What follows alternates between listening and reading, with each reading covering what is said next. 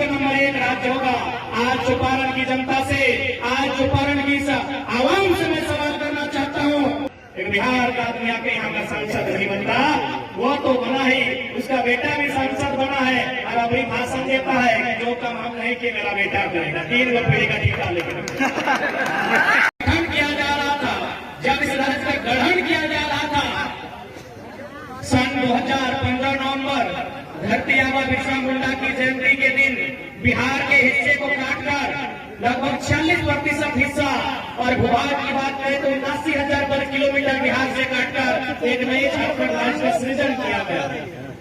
जब यहाँ की विधि व्यवस्था की बारी आई तो उस समय के तत्कालीन इस राज्य के प्रथम राज्यपाल माननीय श्री प्रभात कुमार, उन्होंने प्रथम कहा था, क्योंकि राज्यपाल पढ़े लिखे लोग होते हैं, मुख्यमंत्री अनपढ़ हो सकता है चलेगा, लेकिन एक राज्यपाल का पढ़ा लिखा होना होता है।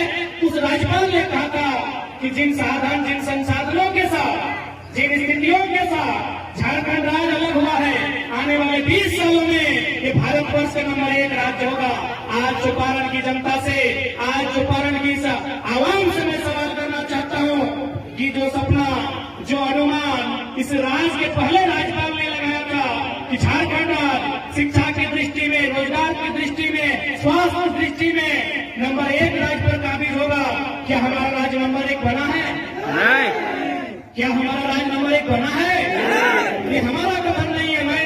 मेरी उम्र उस समय 7-8 साल होगी, 7-8 साल भी नहीं, 6 साल, मात्र 6 साल हमारी आयु थी। मेरा कथन नहीं है, ये इस राज्य के पहले राज्यपाल का कथन है कि भारत की जो मानचित्र होगा उस मानचित्र में झारखंड नंबर 1 राज्य होगा। लेकिन आज झारखंड नंबर 1 राज्य नहीं बना पाया है, अभी तो नंबर 2, 3, 4 पर है, पीछे से, आगे से नहीं। कि हमारा राज्य पीछे से, आपको चाहे शिक्षा की बात करें, स्वास्थ्य की बात करें, रोजगार की बात करें, या फिर तकनीकी की बात करें, या फिर अन्य बुनियादी ढांचों की बात करें, ये राज्य पीछे से है, नंबर 2 पे है, नंबर 3 पे है। तो कारण क्या है? ये तो मानते हैं कि राज्य पिछड़ा है, लेकिन कारण क्या है? आज पिछड़ा रहने का कारण अगर हमारे पास होता, हमारे पास सुविधाएं नहीं होती, हमारे पास रिसोर्सेस नहीं होते, हमारे पास साधन संसाधन नहीं होते, उसके बाद अगर हम पिछड़े राज्य की गिनती में आते तो अपनी नीति को स्वीकार करते, अपने भाग्य को कोसते, हम स्वीकार करते कि हमारे पास साधन नहीं है।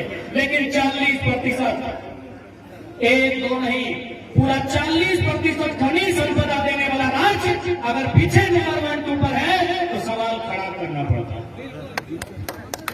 हमें समझना पड़ता है, हमें समझना पड़ता है कि 40% खनिज देने वाला राज्य वो नंबर 2 पे क्यों, वो नंबर 3 पे क्यों पीछे से?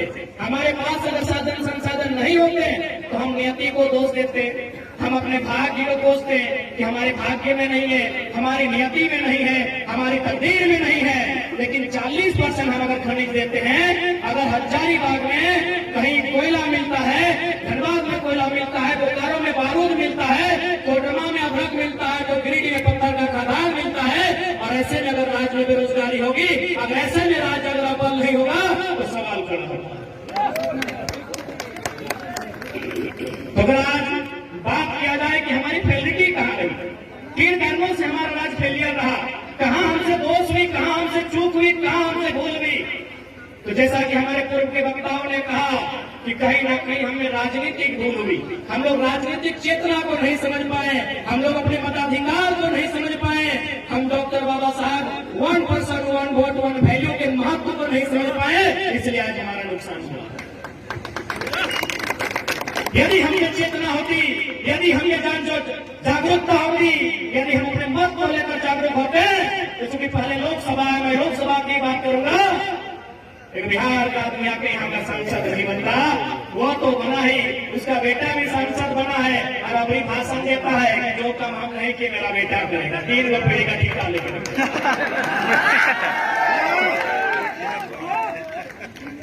अभी जो वर्तमान में हजारीबाग लोकसभा है ना, अभी जो वर्तमान के सांसद हैं, अभी जो वर्तमान के सांसद हैं, उनके पिताजी भी सांसद थे, बकायदा केंद्र मंत्री भी रहे, ये भी केंद्र में राज्य मंत्री रहे। अब ये कहीं जाते हैं किसी योजना में तो अपना बेटा को बगल में फोटो खिंचाते हैं, क्योंकि आज के डेट में थोड़ा फोटो खिंचवा लोग भी सोचता है, तो फोटो खिंचा के बोलते हैं कि जो काम हम नहीं किए मेरा बेटा पूरा करेगा। तो ये धिक्कार है कि नहीं? झारखंडी जनमानस के ऊपर एक सवाल है कि नहीं? क्या हम लोग जीवन भर एक भीड़ बनने के लिए पैदा हुए हैं? क्या हमारी आने वाली पीढ़ी यूं ही पलायन करेगी? इसके लिए कहीं ना कहीं हमें राजनीतिक चेतना का अभाव रहा। हम लोगों ने नेतृत्व करने का अवसर नहीं चुना, और जो लोग नेतृत्व करने के लिए गए हमने उन्हें स्वीकारा नहीं।